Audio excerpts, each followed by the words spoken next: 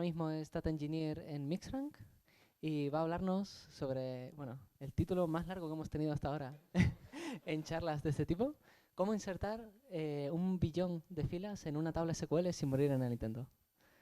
Todo tuyo. Billón americano. En un sistema normal serían 1000 millones. Pero bueno, muchas gracias. Como ha comentado Pablo, yo ahora mismo trabajo de ingeniero de datos en una empresa que se llama Mixrank. Voy a cambiar la presentación. Un segundito. Y aquí está. Y en Mixrank básicamente hacemos inteligencia de datos. Recopilamos un montón de datos de fuentes que son 100% públicas, no hacemos nada raro para conseguir esos datos. Y luego los ofrecemos o bien en bruto o bien luego de hacerle un procesamiento y sacar un poco más de información. Y la cosa es que en Mixrank utilizamos la base de datos PostgreSQL para absolutamente todo. Para almacenar datos, obviamente, pero también para cosas como control de concurrencia, como colas de procesamiento, en fin, para un montón de cosas.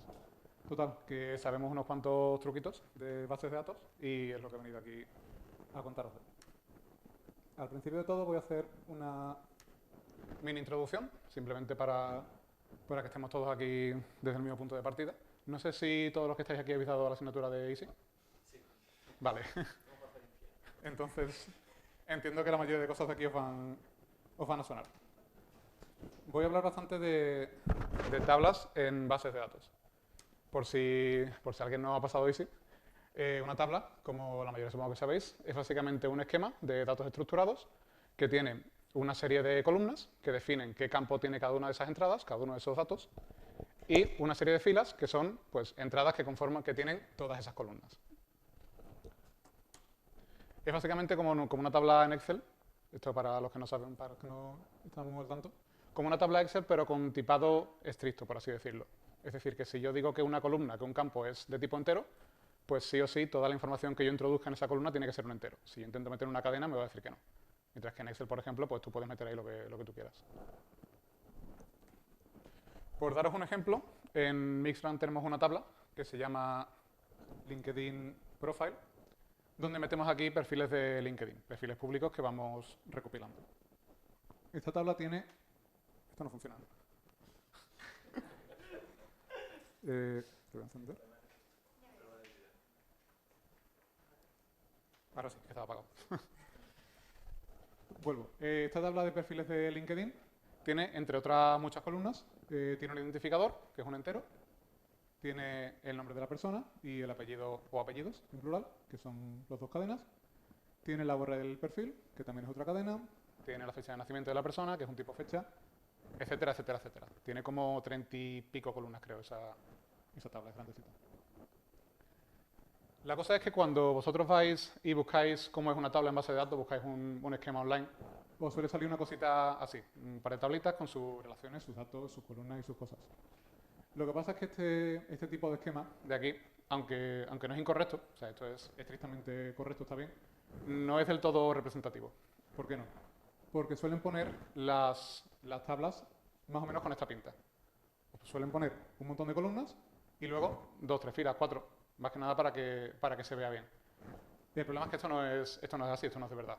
En cualquier sistema de verdad, una tabla que se precie tiene más bien esta pinta. Tiene unas columnas, que no son muchas, y luego tiene un montón de filas. Generalmente el número de filas es como mínimo un orden de magnitud más que el número de columnas. O sea, si representáramos una tabla, tendría más bien esta pinta, sería muy vertical.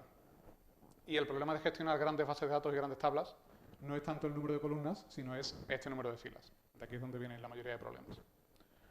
Por recuperar el ejemplo que comentaba antes, en la tabla de perfiles de LinkedIn, si seleccionamos la consulta de cuántas filas tiene esta tabla, este número de aquí es 1054 millones de filas. ¿Vale? O sea que el título de la charla no es clickbait. Esta tabla existe de verdad. Y de hecho no es la más grande que tenemos. Pero si os fijáis, aquí abajo, este es el tiempo que ha tardado en hacer esta consulta. Y ha tardado en contar estos 1000 millones de filas 13 minutos y medio, casi un cuarto de hora. Y esto es un pantallazo de verdad, lo puse y me fui a hacer cosas. Y al rato ya volví y había terminado el conteo. ¿Por qué tarda 13 minutos y medio en contar estas filas? Pues porque las filas de una tabla, de cualquier tabla, no están en el éter, no están por ahí volando, es información que está escrita en un disco duro. De hecho, esta tabla en el disco ocupa 878 gigabytes. Por eso tarda un cuarto de hora, porque si tú quieres hacer un conteo, tienes que leer 878 gigabytes de datos para contar cuántas filas hay y luego cuando termina de leer todos esos datos, los devuelve. Sin embargo, si yo hago esta otra consulta, dame el nombre, el apellido y el resumen de perfil de la tabla de perfiles de la persona que tiene ID, pues este de aquí, que es el mío, me da, bueno, me da toda esta información en la misma tabla, pero esta consulta no tarda un cuarto de hora, tarda 140 milisegundos. La cosa es, ¿cómo es posible encontrar una fila entre 1000 millones en 140 milisegundos? Pues esto es un poco lo que vengo a contaros. Vamos a ver optimizaciones de acceso. ¿Cómo funciona esto? Pongamos que tenemos aquí una tablita con sus filas. De nuevo, recordad que todas estas filas están escritas en un disco duro. Así que si queremos acceder a cualquier información que hay aquí, hay que hacer una lectura al disco. Quiero encontrar, igual que antes, todos los campos de la fila que tiene el ID igual a 21, o igual al que sea, lo mismo dato. En principio, ¿cuál es la manera de hacer esto? ¿Cómo aproxima la base de datos este problema? Pues lo que hace, porque básicamente en principio no tiene otra opción, es empezar en la primera fila del todo, mirar, ¿esta fila tiene el ID 21? No, pasamos a la siguiente. ¿Tiene el ID 21? No, pasamos a la siguiente. Y va escaneando todas estas filas, va leyendo toda esta información, hasta que encuentra la fila en cuestión. Como veis, esto no es muy óptimo. De hecho, si lo hacemos hasta el final, pues dura eso, un cuarto de hora. Y en este caso, porque es un ID, en cuanto encuentra la primera puede parar. Si preguntas algo como, dime todas las personas que tienen tal nombre, en este caso sí o sí lo tiene que hacer hasta el final. Esto es lo que se llama, como su nombre indica, una búsqueda secuencial. Una búsqueda secuencial es, tengo que evaluar una condición para saber qué filas de una tabla cumplen esa condición, pues me pongo al principio, leo toda la tabla y encuentro las filas que sean. ¿Esto qué complejidad tiene en términos de algoritmia? Pues no es muy buena, es ON respecto al número de filas. Cuanto más grande es la tabla, más tardas en hacer esto. Y si tienes 1000 millones, pues tardas un cuarto de hora. Lo que pasa es que en casi todas las bases de datos, este es el mecanismo de búsqueda por defecto. Como digo, porque en principio no hay otra opción. Es decir, muchas veces es que realmente si tú quieres evaluar una condición, pues tienes que ir buscando. Y el problema principalmente es que leer de disco, lo que sea, es extremadamente lento. Es básicamente lo más lento que puede hacer un ordenador, junto con hacer peticiones de red. En el tiempo que tarda en leer una fila, pues podría procesar la CPU 1000 millones de cosas más. Por tanto, para intentar atacar este problema y reducirlo en la medida de lo posible, hay dos opciones, dos cosas que podemos hacer. La primera es intentar reducir de alguna manera la complejidad que está asociada a evaluar una condición de búsqueda. En este caso, si podemos reducir esta complejidad de ON a algo que sea mejor que ON, pues tanto mejor. Es tiempo que nos ahorramos. Y también, si es posible, queremos reducir al máximo posible el número de lecturas que hacemos al disco duro, por ese motivo, porque hacer una lectura es súper lento. ¿Cómo se hace? Pues con una cosa que se llaman índices. Un índice no es más que una estructura de datos auxiliar que está asociada a una columna de una tabla. Y esta parte es importante, está asociada a una columna concreta de una tabla concreta. Un índice no es sobre toda la tabla, es sobre una columna de una tabla, sobre los valores de esa columna. Y básicamente, para lo que sirve un índice es para encontrar filas más rápidamente. En PostgreSQL y en la mayoría de bases de datos hay un montón de índices, pero os voy a hablar del más sencillo, el que se utiliza por defecto. Es una estructura de datos que no es muy complicada, pero vamos a ir poco a poco. Está basada, a grandes rasgos, en el humilde árbol binario. Un árbol binario es un árbol que cada nodo tiene como máximo 2 hijos. Puede tener 0, puede tener 1. Por ejemplo, en este caso de aquí, este nodo tiene 2, este nodo tiene 2, este tiene 1 y este tiene 0. ¿Vale? Es una estructura bastante sencilla. Lo que pasa es que en este caso este árbol no tiene ninguna restricción más allá del número de nodos. Si le imponemos una restricción de orden a un árbol binario y le decimos que cualquier nodo, el hijo que tenga a la izquierda, si es que lo tiene que tener un valor menor y el que tenga a la derecha tiene que tener un valor mayor, entonces un árbol binario genérico se convierte en un árbol binario ordenado, que es, por ejemplo, este de aquí. Este tipo de estructuras ya empieza a ser bastante útil para utilizarla como índice, porque nos permiten asociar a cada valor, si pensamos que es un ID, pues dónde está esa fila en el disco duro. Por ejemplo, la fila 6, pues junto con el número 6, guardamos aquí dentro en qué posición exacta del disco duro está la fila que tiene el ID 6. De forma que si yo quiero encontrar esa fila, pues empiezo aquí, la fila 6. ¿El 6 es menor o mayor que 8? Es menor, pues para la izquierda. ¿Es mayor o mayor que 3? Pues para la derecha. Llegas aquí, lees de aquí dónde está la fila y vas y lees la fila. Esto ya de por sí serviría como índice, pero tiene el problema de que cuando empiezas a meter muchos y muchos y muchos valores, este árbol, como tiene la restricción de que cada nodo solo puede tener un par de hijos, se vuelve bastante profundo. Tienes que hacer una búsqueda bastante profunda. Para solventarlo, se utiliza otra estructura de datos, que esta sí es la de verdad, que se llaman bitrees. En este caso, la B de bitree no es de binario, sino es de balanceado. Este bitree, este árbol balanceado, es parecido a un árbol ordenado, pero tiene una restricción, en este caso, menos. Cada nodo, en lugar de tener un valor, puede tener varios valores. Por ejemplo, este tiene el valor 7 y el 16. Y además, para todos los valores que están entre uno y otro, tiene una referencia a otro nodo del árbol, que es donde puedes encontrarlos. Por ejemplo, si quiero encontrar valores que están a la izquierda del 7, que son menores que 7, pues seguiría esta referencia de aquí e iría a este nodo. Si quiero encontrar entre el 7 y el 16, pues igual, sigo esta referencia y sigo ese nodo. Y siguiendo esa lógica, que es muy parecida a la del árbol ordenado, pues es como se encuentran valores. ¿Cómo funciona en la práctica? Pues tenemos aquí la tabla de nuevo. Vamos a hacer una consulta para encontrar la fila que tiene ID igual a 21. Pues lo primero que tenemos que hacer es acceder al índice, en este caso a la raíz del índice, al nodo raíz, y lo leemos. Ya hemos hecho una lectura, porque de nuevo el índice también está en disco duro. Cada vez que hay que leer del índice hay que leer del disco duro. Estamos buscando el 21. En principio, ¿dónde está el 21? ¿Está aquí dentro? No, tenemos que seguir buscando en este árbol. ¿Dónde estaría? Pues estaría a la derecha del 16. Tendríamos que seguir esta referencia de aquí. Seguimos la referencia, leemos otro nodo más del índice, que sería este de aquí, y en este sí encontramos directamente el valor. Así que vamos aquí, dentro de este valor nos dice dónde está la fila en el disco duro, vamos a esa posición y leemos la fila. Así que para encontrar esta fila con ID 21, habríamos hecho una, dos y finalmente la tercera lectura para leer la fila. Así es como se hace que una consulta para traerse una fila por ID tarde 140 milisegundos, aunque la tabla sea muy grande. Porque tira de este índice. Se hacen unas cuantas consultas en el índice, que no son muchas, y finalmente se accede a la fila directamente. Pero no solo se pueden acceder a filas por valor exacto, también se pueden dar condiciones como dame todas las filas con ID menor o igual que 9. ¿Cómo funciona? Pues haciendo una búsqueda prácticamente igual en el índice. Empiezas en el principio. En este nodo de aquí, ¿hay alguno que cumpla la condición? Sí, la fila 7. Vale, pues nos guardamos dónde está la fila 7.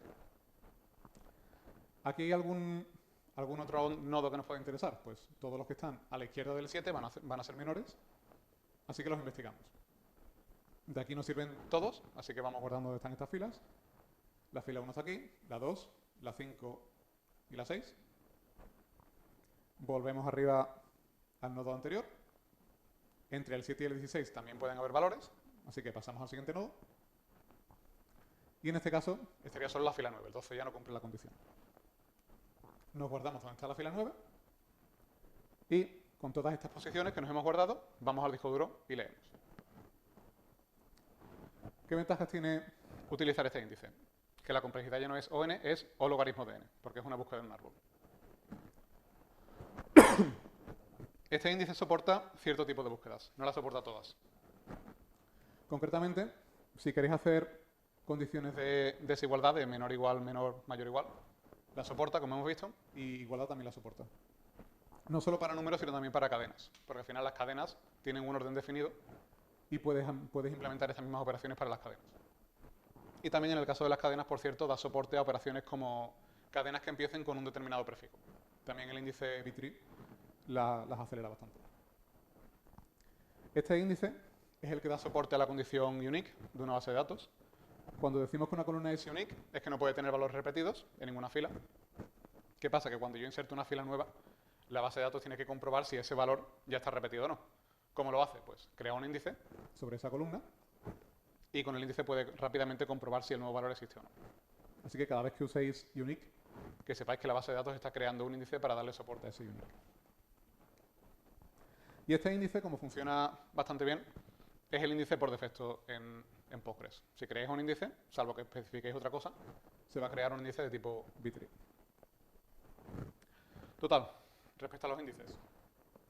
Aceleran, como digo, algunas búsquedas en las columnas, no aceleran todo tipo de búsquedas, sino cada índice tiene una serie de consultas, que son las que da soporte. Pero si me habéis escuchado y alguno piensa, bueno, pues esto de los índices está bien, voy a meterle índices a todas las columnas de todas las tablas, mala idea, porque los índices, como he dicho al principio, también ocupan espacio. De hecho, el espacio que ocupan es ON. Si la tabla ocupa 100.000, el índice va a ocupar, pues, en proporción a la tabla. ¿Cómo de grande? Pues en la tabla de LinkedIn que puse al principio, que eran 800 gigas, tenemos 4 índices y entre los 4 ocupan 120.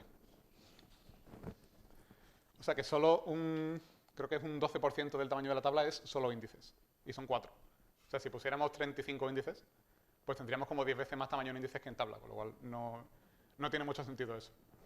Así que eso hay que tenerlo en cuenta. Un índice no es gratis. Acelera las consultas, pero no es gratis. También hace que cuando escribimos en la tabla, esa escritura es un poco más lenta.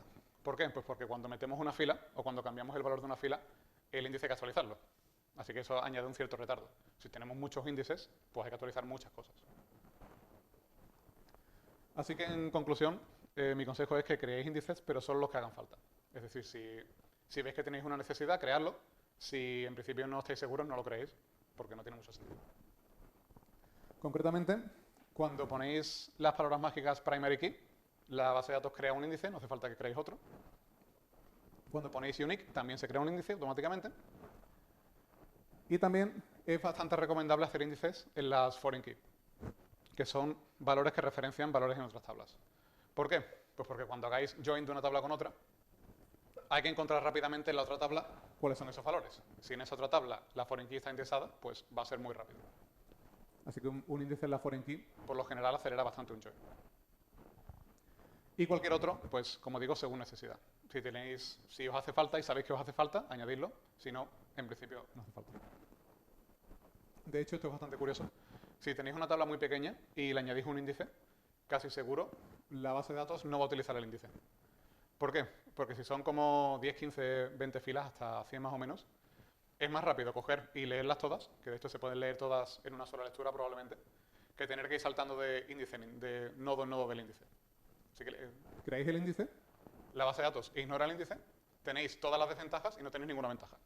Así que si tenéis una tablita pequeña, por favor, no hagáis índice porque es que no vale para nada. Y como conclusión, leeros la documentación de la base de datos que estáis usando. Yo he hablado de un índice, en Postgre creo que hay como 7, y en otra base de datos pues habrá los correspondientes. Así que os aconsejo mucho que os leáis la documentación. No es una lectura complicada y se aprende bastante.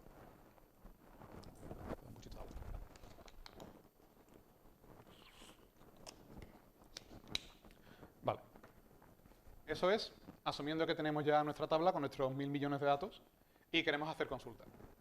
Pero ¿qué ocurre si tenemos la posibilidad de hacer una tabla de cero nosotros? Si esa tabla, que va a crecer hasta los 1.000 millones, la podemos crear nosotros. ¿Hay alguna forma de intentar que esa información ocupe el mínimo posible? Pues vamos a ver. Pongamos que vamos a hacer una tabla de usuarios para un foro, por ejemplo, para lo que sea. Tenemos aquí el ID, la clave primaria. Tenemos un booleano para si es administrador o no. Tenemos nombre de usuario, tenemos email. Tenemos un par de fechas de cuando el usuario ha entrado, cuando el usuario se ha registrado, si está baneado, y un número decimal, que digamos que es como la puntuación del usuario. Si le dan votos positivos, pues ese número sube. Si vamos a hacer una tabla y nos preocupa un poco la escalabilidad, una pregunta que nos podemos hacer es, cada fila de esta tabla, ¿cuánto va a ocupar en espacio? ¿Cuántos bytes va a ocupar cada fila? Sé que es una pregunta súper específica, pero si queremos optimizar algo, lo primero que hay que hacer es medirlo, si no, no tiene mucho sentido. Y para responder a esa pregunta, hay un concepto que es bastante importante que hay que tener claro. En esta tabla, y en casi cualquier otra tabla, hay dos tipos de columnas. El primer tipo es lo que se llama una columna, o un tipo de dato, de ancho fijo. Ancho fijo significa que pongas el valor que pongas, ocupa el mismo espacio. ¿Cuáles son? Pues generalmente números, booleanos y fechas. Ya digo, depende de la base de datos, pero generalmente son esos. Si nos vamos a la documentación de Postgres, en este caso, pues nos dice que los enteros ocupan 4 bytes, los booleanos ocupan 1 byte cada uno, las fechas con hora ocupan 8 y el doble, que es un número decimal, ocupa 8 también. Esos son los campos de ancho fijo. Estos son los que sí podemos hacer operaciones y saber a priori cuánto van a ocupar. Y luego están los de ancho variable, que son principalmente cadenas. Una cadena ocupa pues lo que ocupe la cadena, ahí no tenemos mucho control. Así que en principio estos campos no sabemos cuánto van a ocupar y no nos preocupa mucho, porque es que no tenemos control ahí de cuánto va a ocupar eso. Hacemos la cuenta y sabemos que a priori, ya digo, sin contar las cadenas, cada fila de esta tabla va a ocupar 30 bytes. Así que si esto lo escalamos hasta los 1000 millones, pues esta tabla va a ocupar como mínimo 30 gigas. Bueno, no está mal.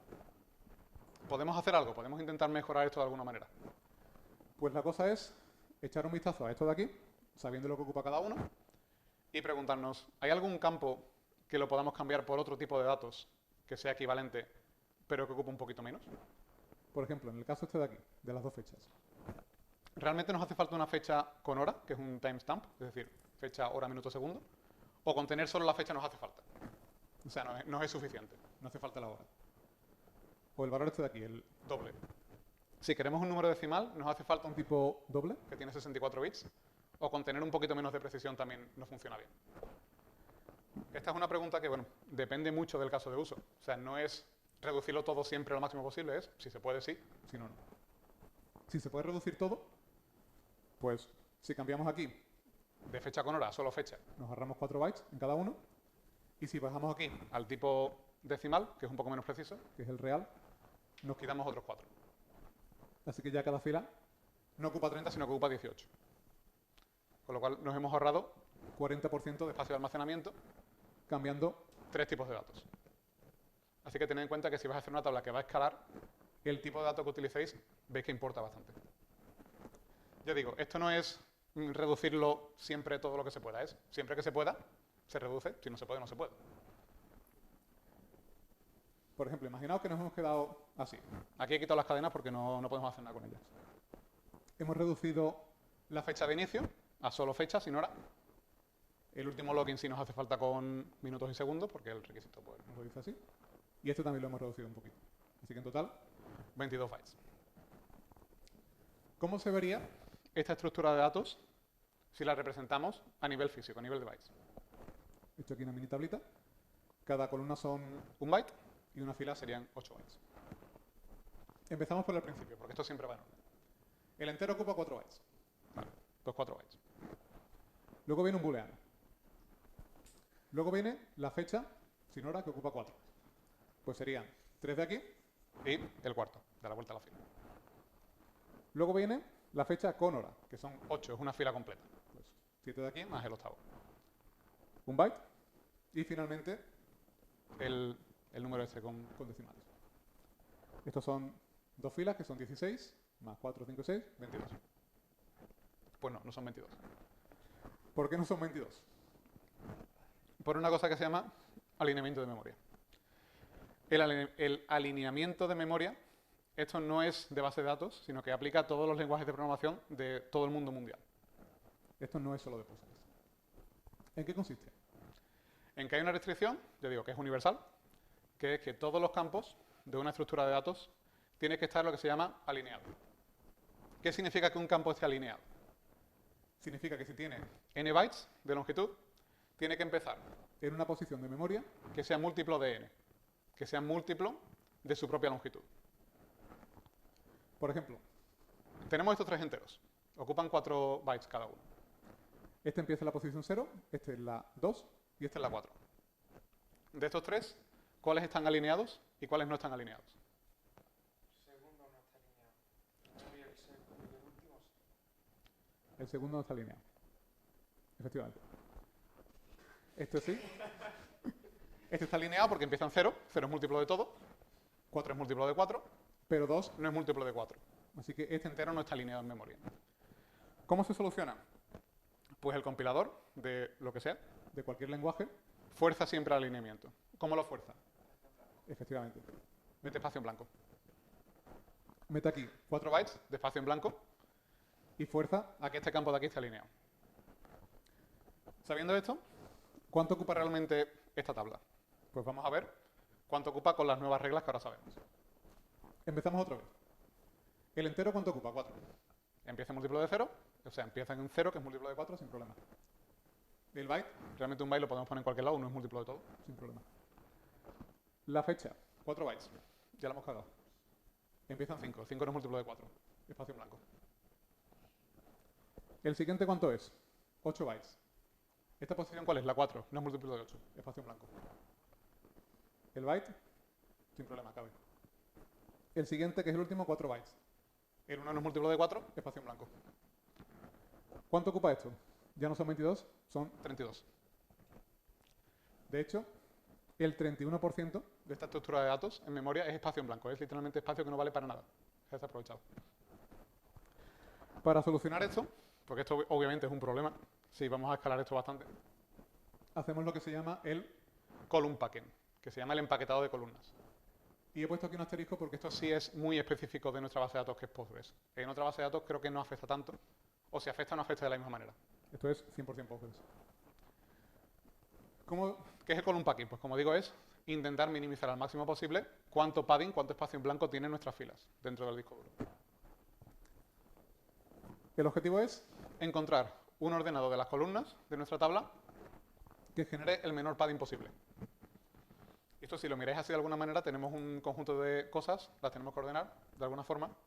Hay unas reglas de cuánto vale cada ordenado. ¿Esto qué es? Un problema de optimización. Y es un problema de optimización donde las soluciones que son permutaciones de las columnas de la base de datos, son ordenados. Esto en principio, ¿qué tiene? Complejidad factorial, porque es una permutación.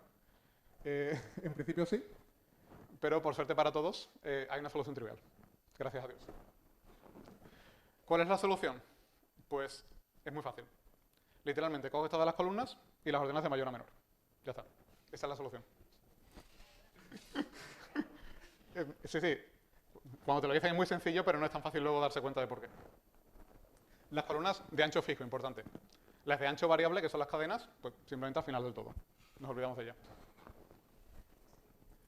Con este conocimiento, pues, ¿cómo reordenaríamos estas columnas para minimizar el padding? Pues primero la de 8, las 3 de 4 y las de 1 byte. Ya solo con eso queda todo súper alineado. 0 bytes de padding y nos hemos ahorrado 30% de espacio simplemente moviendo la definición de estas columnas de sitio. Esto cuando me lo dijeron me quedé un poco loco. Es como... ¿Cómo? Pues sí, moviendo columnas de sitio ahorras espacio. Sin embargo, tiene un pequeñito problema. No es un problema, pero bueno. Tiene el problema de que si hacemos esto a rajatabla, si cogemos todas las columnas y simplemente las movemos de sitio y las ordenamos de mayor a menor, da un ordenado que es un poco antinatural. Por ejemplo, volviendo al ordenado óptimo, generalmente cuando hacemos una tabla se suele poner el id al principio, por convención. Y aquí veis que está aquí enterrado entre 40 cosas. ¿Qué podemos hacer? Pues aquí hay un poquito de libertad artística. Podemos intentar encontrar una permutación de las columnas de la tabla que sea equivalente y que sea un poco más bonita, por así decirlo. Que tenga los campos en un orden que nos guste más. ¿Cómo se puede hacer? Pues, por ejemplo, si tenemos una columna de 8 bytes, pues la podemos cambiar de orden por 2 de 4. Es una permutación diferente, pero da el mismo resultado. Por ejemplo, este timestamp, que estaba aquí, lo movemos abajo, lo cambiamos por estas 2 de 4, todo sigue alineado y conseguimos poner el id al principio. Este es un ordenado que es 100% óptimo en términos de espacio y es relativamente bonito. Tenemos aquí el id, tenemos dos fechas, no está del todo mal. Bien, en conclusión, con el tema de almacenamiento. Los tipos de datos importan bastante. Si tenéis una diferencia de un tipo de dato de 8 y uno de 4, es casi un 50%. Si eso luego se escala, se nota. Si se puede, pues intentamos reducirlo lo máximo posible. De nuevo, si se puede, si no se puede, no se puede. Y de nuevo, leos el manual de vuestra base de datos, que os va a decir cada tipo de dato exactamente cuánto ocupa, si es de ancho fijo. El ordenado de las columnas también importa, sobre todo en Postgres, en otras bases de datos no tanto. La regla de oro es columnas de ancho fijo, generalmente números, fechas y booleanos, de mayor a menor, y las cadenas al final. Y las columnas de ancho variable, pues son las cadenas, al final del todo. Y si queda un orden un poco feo, pues simplemente intentamos reordenar un poquito manteniendo el ordenado óptimo, pero con un orden de columnas que sea más cercano a la convención. Y como extra, esto por si había algún alumno de ACI que siempre hace la pregunta, si tengo fotos, si tengo archivos, si tengo, no sé, documentos de audio, ¿los puedo poner en la base de datos? La respuesta es sí, pero se puede. Hay casi todas las bases de datos tienen un tipo de datos que se llama generalmente blob, que eso es datos binarios, lo que queráis. Ahí podéis meter lo que queráis, no tiene límite de espacio. Sin embargo, no es muy recomendable porque estáis metiendo información en la base de datos, la estáis haciendo bastante más grande, con datos que no pintan mucho ahí. Lo recomendable es simplemente lo guardéis por separado en algún otro lado, bien en alguna carpeta, bien en la nube, en S3, y en la base de datos guardáis una referencia. Nosotros lo que hacemos cuando tenemos una subida de cualquier archivo es que le damos un nombre aleatorio bastante grande, para que no haya colisión, lo subimos a Amazon, y en la columna correspondiente guardamos el nombre del archivo. Y si nos hace falta, simplemente con ese nombre vamos y recuperamos el archivo. Bien. Optimizaciones de acceso ya lo hemos visto, almacenamiento. Por último, optimización de procesamiento. ¿Qué quiero decir con esto? Pongamos que tenemos una tabla de 1000 millones de filas y por el motivo que sea, tenemos que procesar todos los 1000 millones de filas, por lo que sea. Por ejemplo, que nos hemos dado cuenta que una columna está mal calculada, hay que rehacerla, o hay que hacer alguna analítica. Puede ser el motivo que sea, pero os prometo de verdad que esto va a ocurrir. Tenéis que procesar la tabla entera. ¿Cómo se puede atacar este problema? Opción 1. Select asterisco from tabla. Hacemos la consulta, va a tardar mucho, esperamos lo que sea que tenga que tardar, nos vendrán los datos y los procesamos. ¿Se puede? Sí, se puede. Depende. Probablemente no os va a caber toda la tabla en la memoria del ordenador. Si tienes un servidor puede que sí, en un ordenador no os va a caber. Porque 800 gigas de tabla, como no tengáis RAM tamaño servidor, no cabe. Otra cosa que hace esto, que es bastante más sutil, es que cuando hacéis select asterisco, bloqueáis toda la tabla para lectura. ¿Qué quiere decir? Que la base de datos os garantiza que esta lectura que vais a hacer no va a haber nadie que entre medias os meta datos, os cambie los datos. Va a ser una lectura limpia, por así decirlo. Si esta lectura tarda, ponte 8 horas, la base de datos, cualquier conexión que venga a la vez para escribir en esta tabla, la va a bloquear. Va a decir, espérate a que termine la lectura. Pero claro, la lectura tarda 8 horas. Con lo cual, si tienes muchos otros procesos intentando escribir en esa tabla, como tenemos nosotros, esto no se puede, porque literalmente bloqueas todo.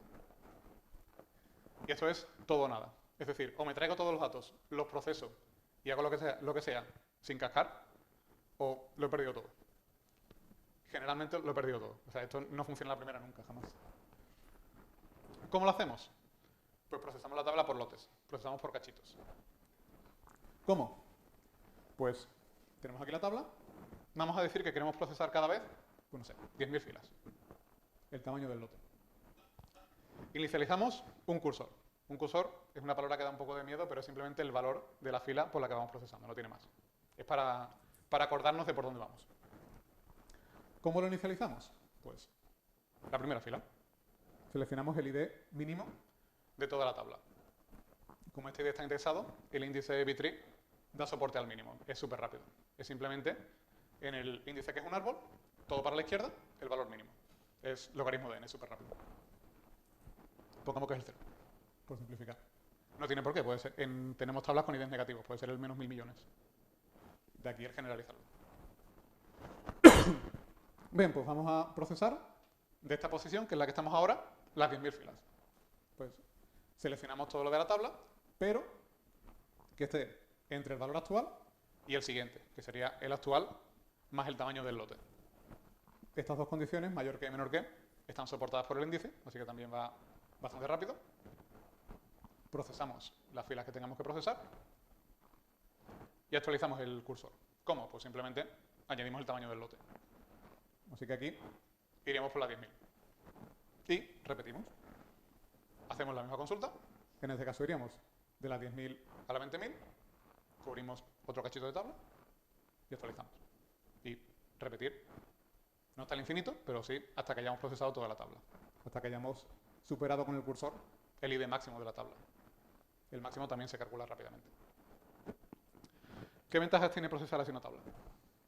Pues para empezar, que el tamaño de procesamiento lo podemos ajustar a lo que queramos. puede ser el que tú quieras. Generalmente no es conveniente que sea muy pequeño, porque en ese caso te pegas todo el rato haciendo conexiones a la base de datos una y otra vez. Tampoco que sea muy grande, porque entonces tarda mucho en procesar y hace bloqueos bastante grandes.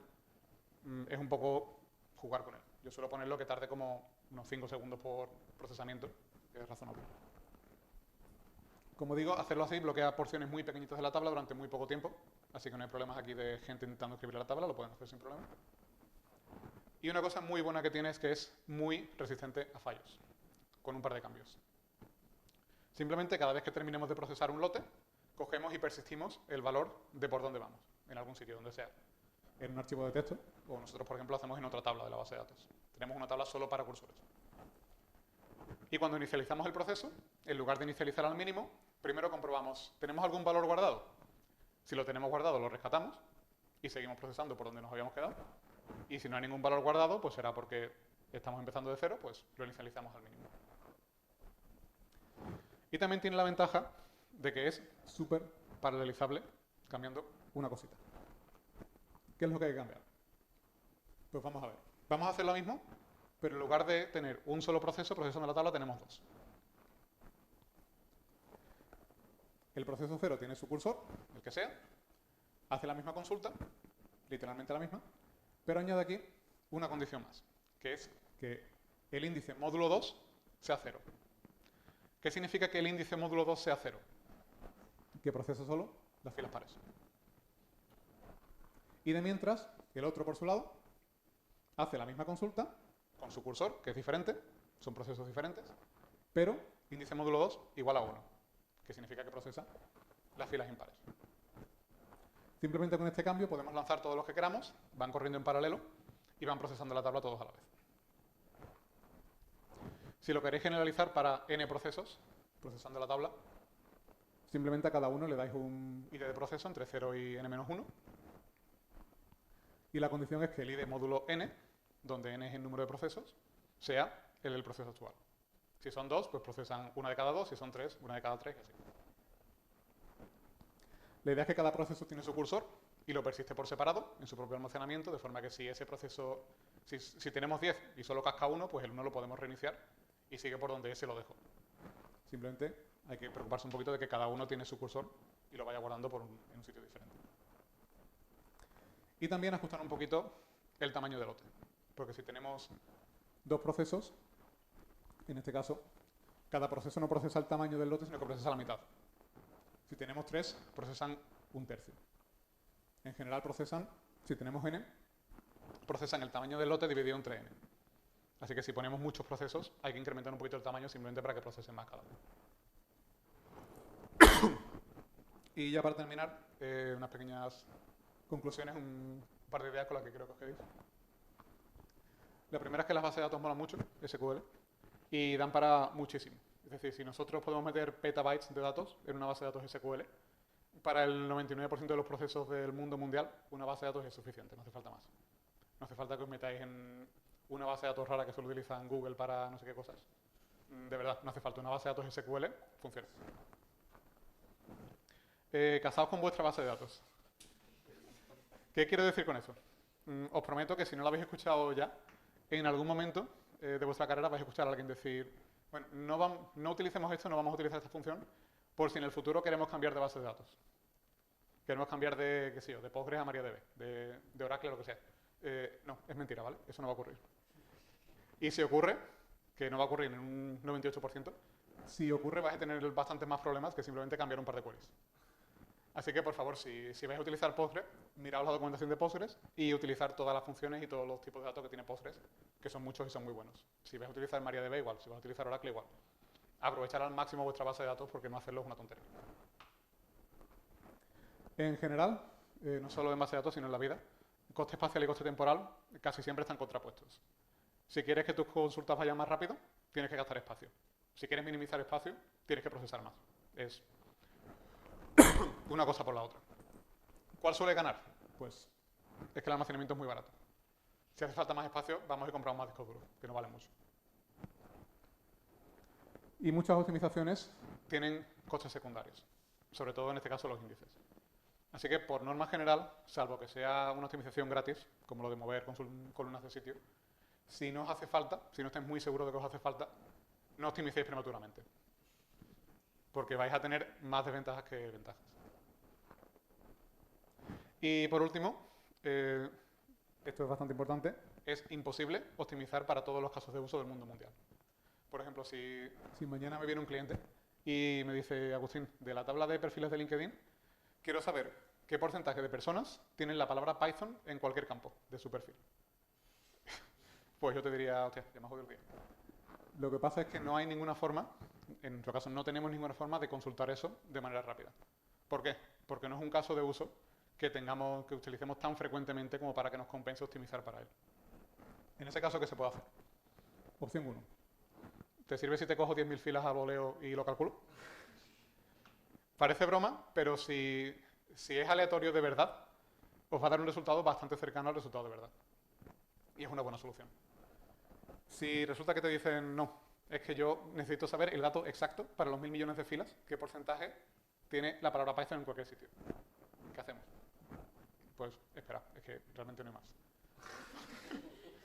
Es imposible. O sea, ponemos 10 procesos a procesar toda la tabla, vamos a ver, vas contando y te espera, yo qué sé, 48 horas. Y ya al final, pues, mientras coges, te vas a tomar un café y aprovecha. Si lo pones a las 8 de la mañana, pues te vas a tomar un café de 8 horas. Y cuando termina, a veces termina. Pues esto es todo. Muchas gracias.